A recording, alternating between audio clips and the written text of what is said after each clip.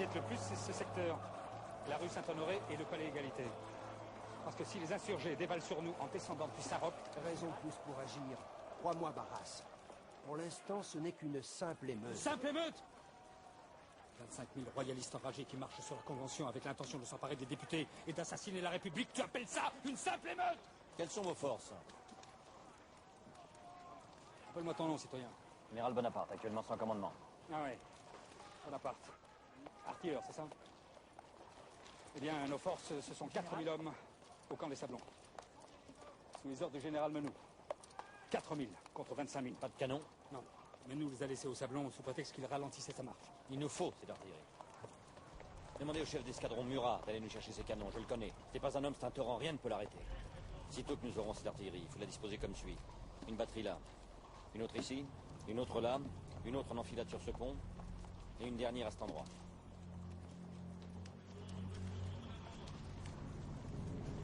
Si le canon arrive, tu apprendras le commandement. Je te préviens, citoyen. J'ai pour principe d'aller jusqu'au bout de ce que j'entreprends, alors ne me demande pas de compte sur le sang qui va couler. Si je sors mon épée, je ne la remettrai au fourreau que lorsque l'ordre républicain sera rétabli. Quel jour sommes-nous? Il est minuit. Nous sommes donc le 13 Vendémiaire. Ta nomination comme chef d'état-major. À toi d'agir maintenant.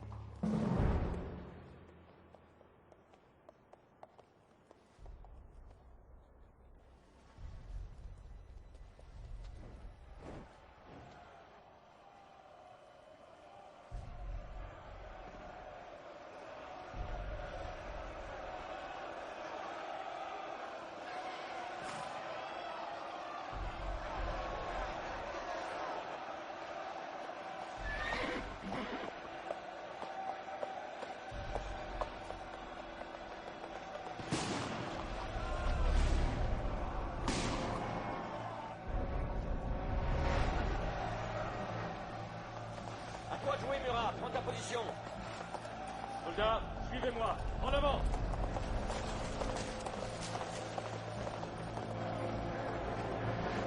Je le terre.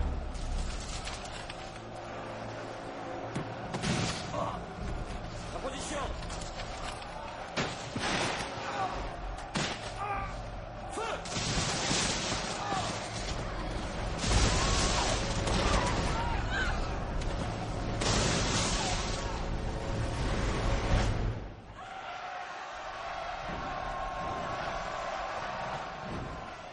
En avant par la gauche.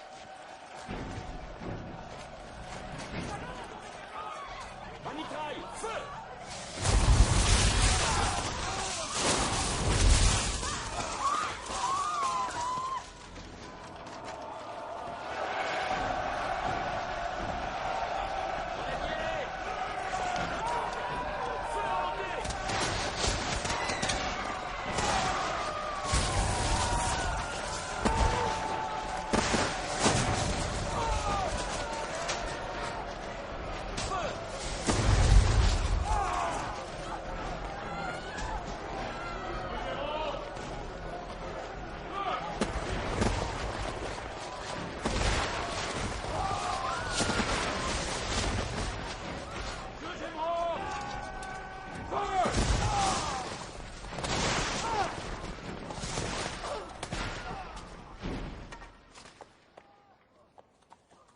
Levez-vous. En avant.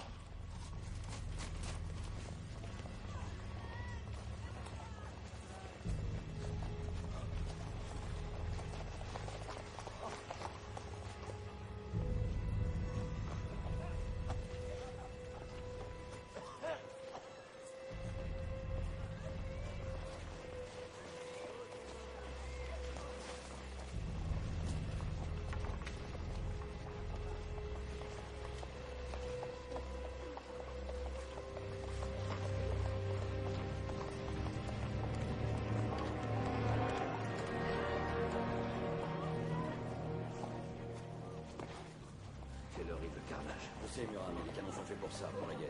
Hier, dans les rues de Paris, contre le peuple français, Les royalistes à coquiner aux ennemis de la nation. Il y a 40 vaisseaux en guet devant Brest. 40 000 Autrichiens aux portes de Strasbourg. qui attendent que la République soit renversée pour déferler sur la France. Et moi, je suis un général de la République. Et je ne le permettrai pas.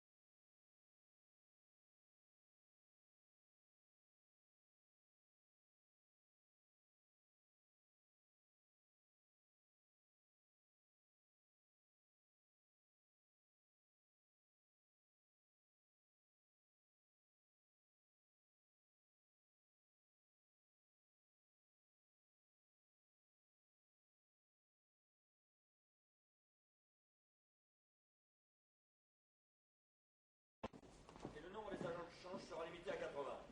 Faites publier un article dans les journaux rappelant que je suis opposé au retour de la perruque poudrée pour les hommes. C'est un ridicule. A-t-on fait le compte exact de ce qui reste dans les caisses de l'État? 167 000 francs. Scandaleux. Je suis sûr qu'il y a 10 fois plus dans la poche de chacun des anciens membres du directoire. Ça veut dire que la France est en faillite. Ah, convoquez-moi le ministre des Finances. On va faire rentrer quelques centaines de millions de francs dès cette année. Monsieur le ministre de la police générale. Ah, Fouché, approchez.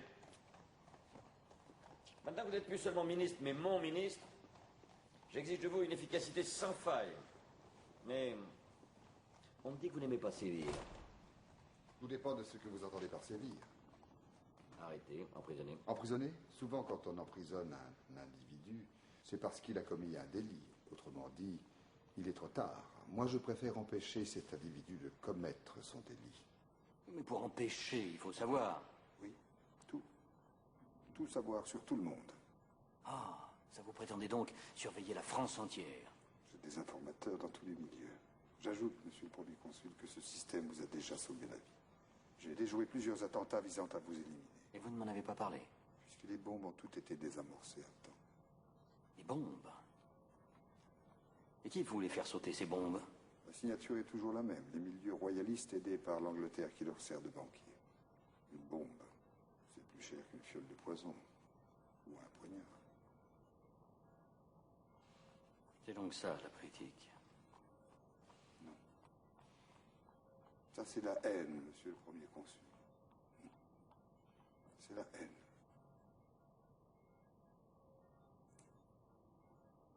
Les Français sont tombés à Marengo, transformant ce que tout le monde pensait être une défaite en une éclatante victoire. C'est grâce à Marengo que j'ai repris et libéré une partie de l'Italie. Voilà pourquoi il faut qu'un monument commémore à jamais le souvenir de cette bataille. Un arc de triomphe, c'est ce qui s'impose. Non, messieurs, une fontaine. Mais une fontaine, c'est très banal. Ça n'a rien de grandiose, une fontaine. Paris manque d'eau, Paris est sale, Paris meurt de soif. Alors quand les Parisiens iront puiser de l'eau à cette fontaine, ils auront un sentiment de gratitude pour ceux qui sont tombés à Marengo. Percy vous en fait le dessin. Et Fortin vous réaliserez les sculptures. Je suis en conférence, ma chère. Messieurs, le premier consul vous reverra demain. Cette nuit, c'est la nuit de Noël, la nuit la plus sainte. On ne traite pas d'affaires profanes la nuit de Noël.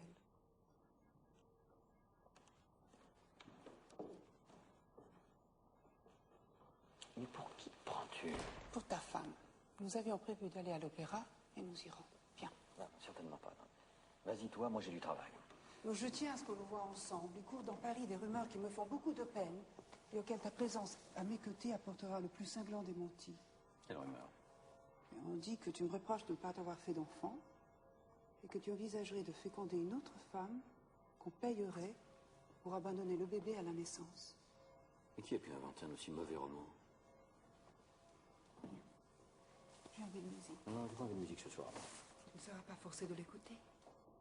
Je me pencherai à ton oreille pour te murmurer des choses très douces, très excitantes. C'est le diable. Hein. Oui, mais chut, ne le dis à personne. C'est la nuit de Noël.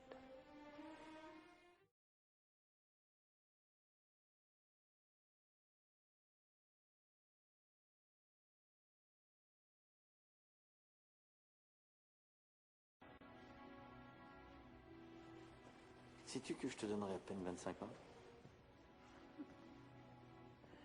Le maquillage. C'est un peintre qui l'a conçu, qui m'a aidé à le poser en travaillant ombre et clarté à même mon visage, comme si j'étais un chef-d'œuvre. C'est ce que tu es? Ton chef-d'œuvre alors. Un chef-d'œuvre de ton amour. Tu me permets de dire ça? Tu en doutes? Pas quand tu me regardes comme ça. Pas quand nous sommes seuls, toi et moi. Ce qui me fait peur, ce qui salit tout, ce sont les autres, à qui je vais offrir la plus belle occasion de me haïr. Il suffira de ne pas les voir. Mais n'attacher tes regards que sur moi seul. Mais au moment le plus grand, il faudra bien que je te dérobe mon regard pour incliner la tête. Mais sache bien alors que c'est moi qui verrai que toi.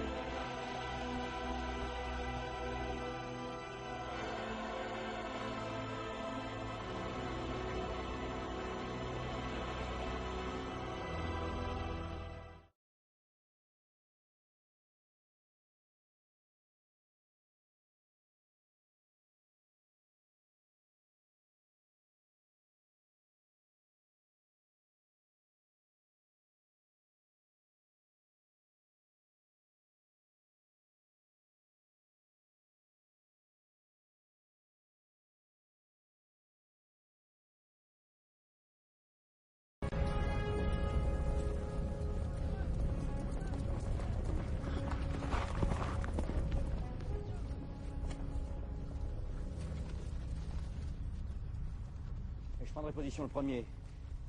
Je vais obliger les Russes et les Autrichiens à livrer bataille là où je leur ai décidé. Nous occuperons les hauteurs, bien sûr. Je vous reconnais bien là, Colincourt. Parce que vous êtes marqué que vous ne pouvez pas vous empêcher de vouloir toiser les gens de haut. Sire, tous les manuels militaires s'accordent pour affirmer que la meilleure position pour livrer bataille est sur les hauteurs. Enfin, ceux qui ont écrit ces manuels n'étaient pas là où nous sommes aujourd'hui. Au fait, où sommes-nous? Austerlitz, sire. Eh bien, messieurs, Austerlitz donnera donc tort au manuel char à monsieur de Colincourt. Nous offrirons les hauteurs à nos adversaires cette fois. Je vais leur laisser occuper le plateau de Pratzen. Pour qu'ils puissent mieux fondre sur nous? Non, pour qu'ils croient pouvoir fondre sur nous. La route de Vienne, mes amis, que nous contrôlons. Alors, essayons de nous placer du point de vue de l'ennemi. À votre avis, à quoi va-t-il surtout consacrer ses forces? À reprendre cette route et nous couper de nos arrières. Bien vu de l'ennemi. Qu'ils essaient seulement. On va se mettre en travers de leur chemin et les empêcher de passer, avant même qu'ils aient pu faire un pas. Non, non, là c'est moi qui t'arrête, Murat. Cette route, nous allons leur faire croire que nous l'abandonnons. Nous allons faire mine d'être effrayés par la puissance de feu ennemi et nous reculerons. Ce qui encouragera l'ennemi à avancer. Et pour avancer, il devra dégarnir en partie le plateau de Pratzen, au pied duquel l'attendra notre aile droite, laquelle commencera par reculer. Reculer, encore? Non, juste de quoi laisser l'adversaire s'enfoncer dans le piège, car c'est bien d'un piège qu'il s'agit. Une fois que nous sentirons l'ennemi sûr de lui, trop sûr de lui, nous cesserons de reculer. Bernadotte et Soult attaqueront le plateau de Pratzen. Tandis que là, nettoie, Murat. Vous nous prendrez tous Beaumont d'Arvey. Ça a l'air tellement simple. C'est simple. C'est pourquoi c'est un para.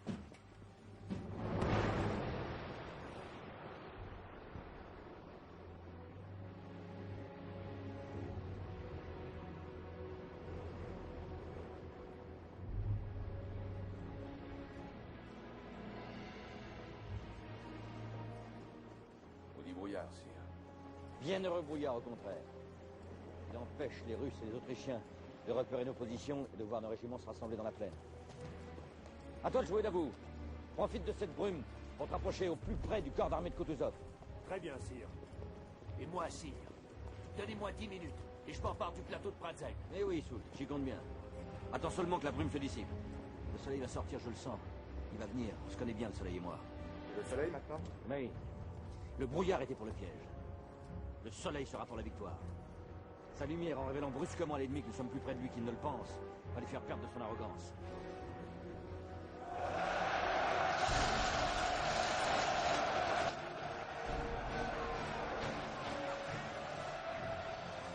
Le soleil, sire. Salut le soleil. Ils y voient un bon présage. Moi aussi. Messieurs, la grande armée passe à l'attaque. Et musique en tête à présent que nous n'avons plus à nous cacher. Soult! Prêt à la charge, ici.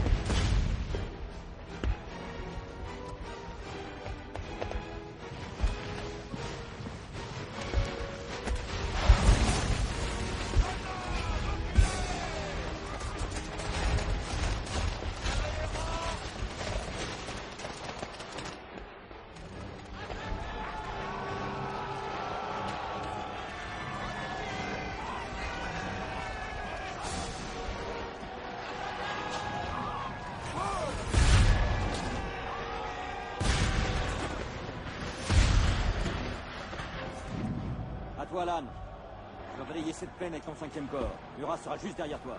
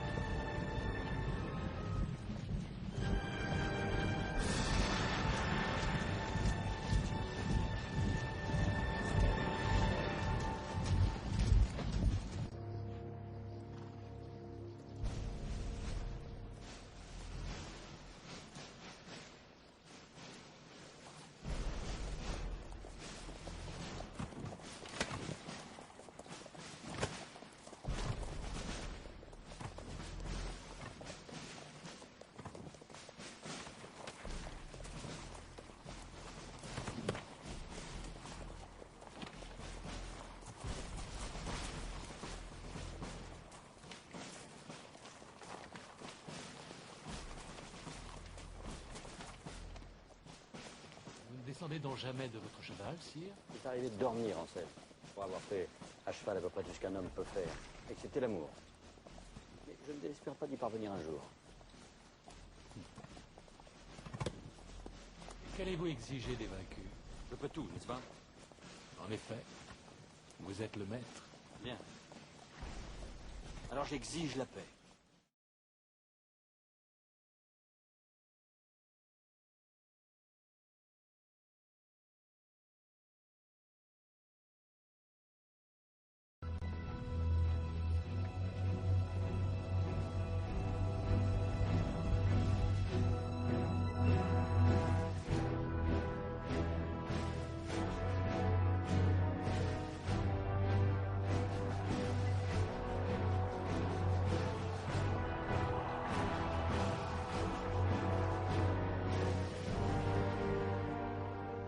C'est lugubre. Rien ne bouge. C'est étrange. On dirait qu'il n'y a personne pour défendre Moscou. Ça nous a abandonné la ville, on dirait. Quel manque de courage. Non, Alexandre est un fourbe. Pas un lâche. Ça ne présage rien de bon. Messieurs, nous y allons.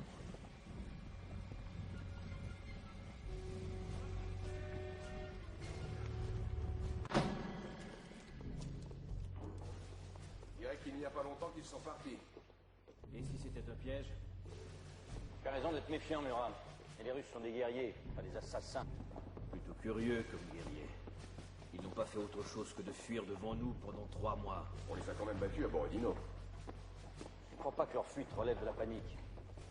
Je crois plutôt à un recul pour des raisons tactiques. Une tactique qui ne les mènera nulle part, si ce n'est à nous abandonner, leur vivre sans résistance, les unes après les autres.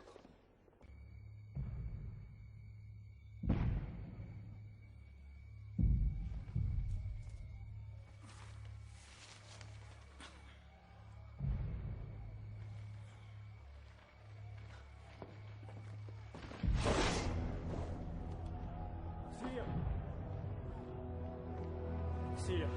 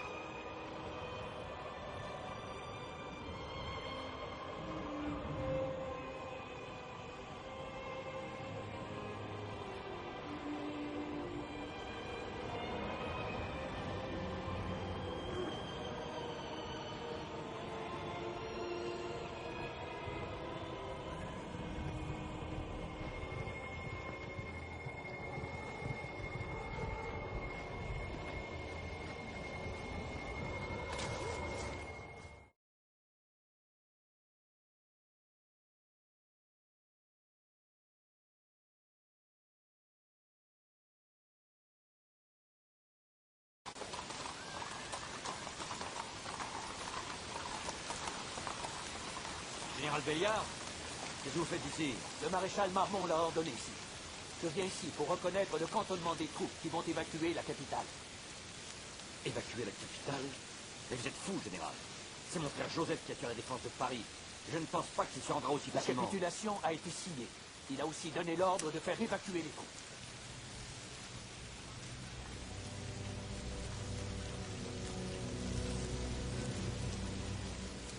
Peu importe que l'armée se replie. Le peuple, lui, ne se soumettra pas. Les Parisiens ne m'ont jamais manqué. Je les appellerai à se soulever et à prendre les armes pour chasser l'ennemi. La bataille de Paris sera décisive. Il n'y aura pas de bataille de Paris, sire.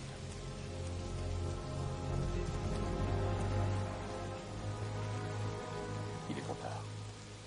C'est fini. La capitulation a été signée, c'est une question d'honneur. Votre Majesté est obligée de la respecter.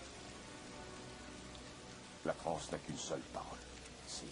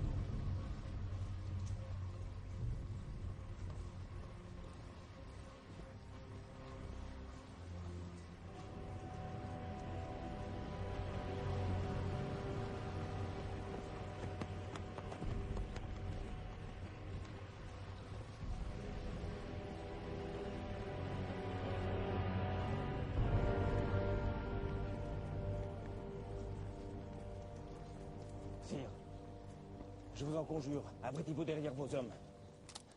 Et laissez-moi essayer de parlementer. Avec les armes à la main, mangez-moi donc ça, Cambronne. Mais sire! Non, merde! Fait-il? Non, rien. Je reconnais leurs insignes. C'est le 5e de ligne. C'est Ney qui les commande. Soldats! Prêts à faire feu!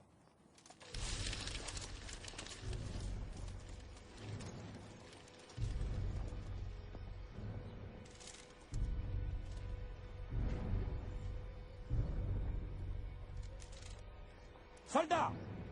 L'arme au pied!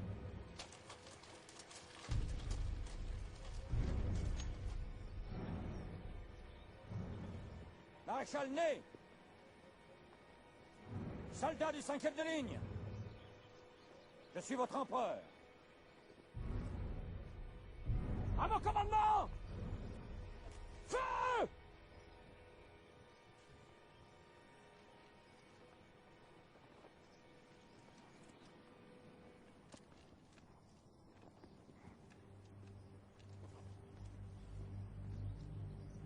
Sous-officiers, relevez les noms des hommes qui n'ont pas tiré. Ils sont accusés de rébellion face à l'ennemi et fusillés. Que d'autres prennent la place des mutins. Soldats! S'il en est un parmi vous qui veuille tuer son empereur, me voilà.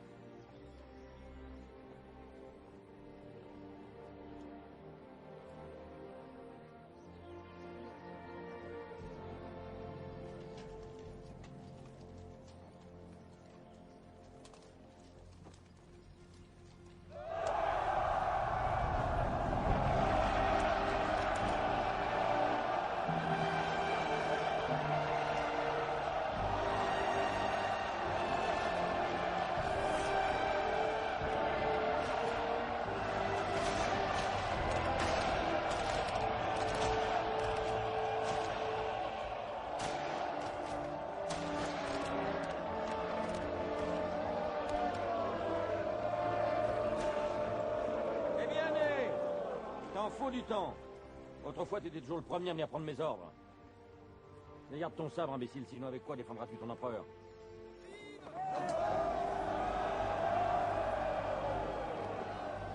Vous avez raison, sire.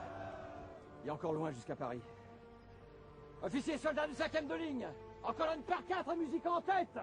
Et foutez-moi ces chiffons en l'air, nom de Dieu. Le drapeau tricolore, ou rien.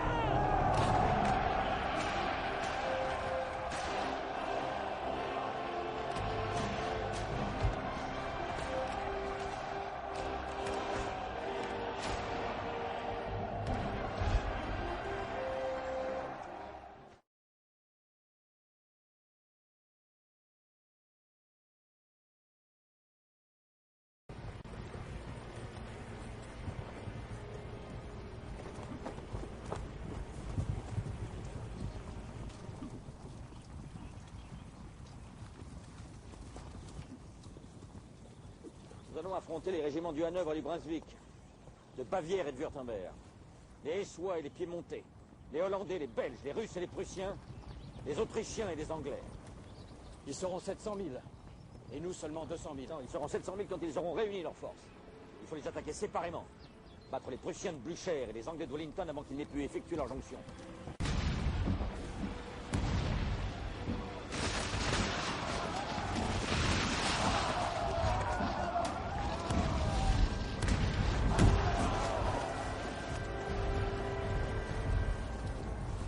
Avec moi, soldats! Venez voir comment meurt un maréchal de France!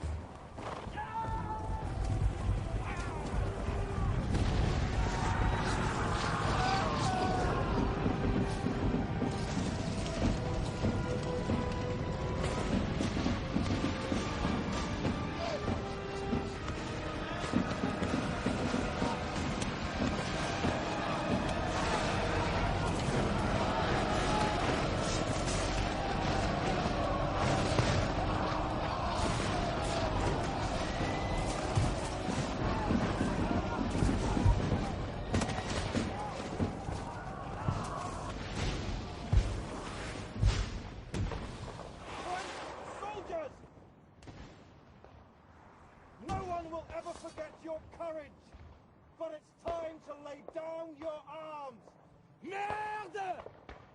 Chargez!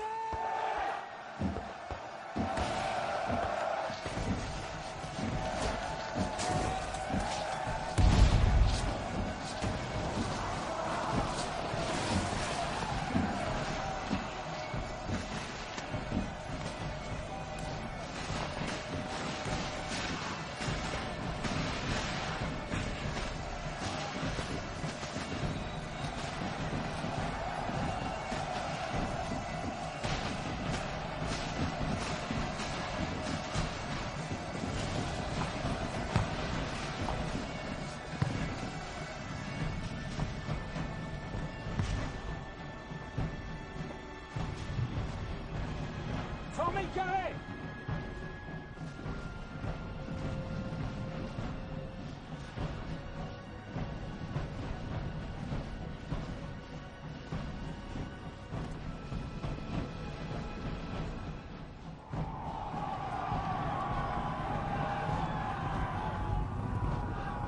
Couvrez la retraite!